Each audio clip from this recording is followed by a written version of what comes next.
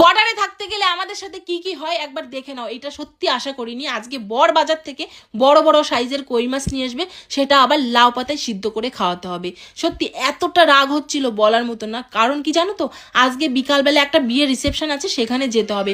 বরকে বারবার করে বারণ করেছিলাম যে আজকে এইসবের দরকার নেই, যেহেতু আমরা সবাই মিলে আজকে একটা বিয়ে বাড়িতে যাব, তোমার আজকে তো না আনলেও পারতে।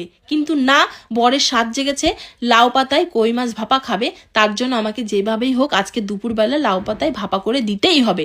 তার জন্য আমরা সবাই মিলে চলে গেলাম আমাদের জমিতে।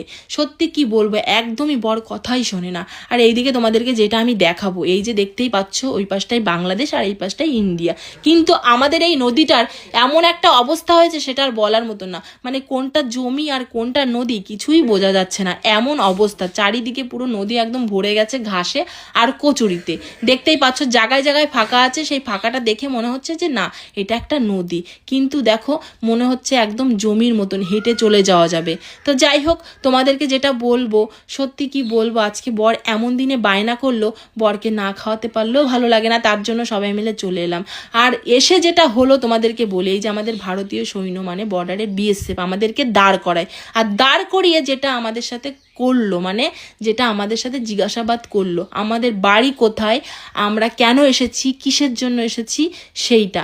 কারণ এইটা হচ্ছে ডিউটি, করতেই হবে, আর এইটা না করলে হবে না, যেহেতু বর্ডার এইটা। তো যাই হোক, খুবই ভালো লাগলো যেহেতু মাঠে আসতে পেরে। তারপরে এই যে জিজ্ঞাসাবাদ করছে আমরা কোথা থেকে এসেছি, কারণ আমাদেরকে এখনো পর্যন্ত দেখেনি, কারণ এই যে আমাদের বিএসএফ নতুন এসেছে এখানে, তার জন্যই। তো যাই হোক, জিজ্ঞাসাবাদ করলো আমাদের বাড়ি কোথায়। আমি বললাম যে আমাদের বাড়ি ওই সাইডটা, দেখতে পাচ্ছ ওই বাড়িটা হচ্ছে আমাদের নদীর ওই সাইডটা। তারপরে হচ্ছে আমরা কোথায় যাচ্ছি, আমরা যাচ্ছিলাম মাঠে, মানে আমাদের জমিতে লাউ পাতা নিতে, সেটাও বলে দিলাম। আর সত্যি কথা বলতে কি, বর্ডারে আসতে গেলে এগুলো হবেই, যেহেতু এটা হচ্ছে ডিউটি, এটা করতেই হবে। আর তোমরা তো সবাই জানো যে বর্ডারের অবস্থাটা কেমন হতে পারে বা কেমন হয়। তো এইখানে অপরিচিত কেউ আসলে আইডি প্রুফ লাগে, তার জন্য বলি যে যদি কেউ আসো ঘুরতে, অন্তত আইডি প্রুফ নিয়ে চলে আসবে। আর যেহেতু আমরা এখানের বাসিন্দা, তাই আমাদের এইসব নিয়ে কোনো প্রবলেম নেই, যেহেতু আমাদের এই পাশেও জমি আছে, ওই পাশেও জমি আছে।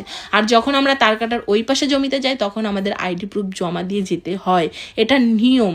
তো যাই হোক, আমি এটাই তোমাদেরকে বললাম, বর্ডারে আসতে গেলে এটা হয়, অবশ্যই করবে, কারণ এদের হচ্ছে ডিউটি। তো যাই হোক, আমরা খুবই গর্বিত যে আমরা বর্ডারে থাকি, আর আমাদের ভারতীয় সৈন্যরা, যাই হোক, আমরা তাদের দ্বারাই সুরক্ষিত থাকি। তো যাই হোক, আজকে এসেছিলাম আমরা আমাদের জমিতে লাউ পাতা নিতে। দেখতেই পাচ্ছ চারিদিকে হচ্ছে জমি। আর সত্যি বলতে কি, আমরা হচ্ছে গ্রামে থাকি, আর আমাদের এইসব চাষবাস নিয়েই থাকতে হয়, তাই প্রত্যেক দিন আমাদের জমিতে আসতে হয়। আর তোমরা তো জানোই যে বর্ডারে থাকতে গেলে এইসব রুলস একদমই মানতে হয়।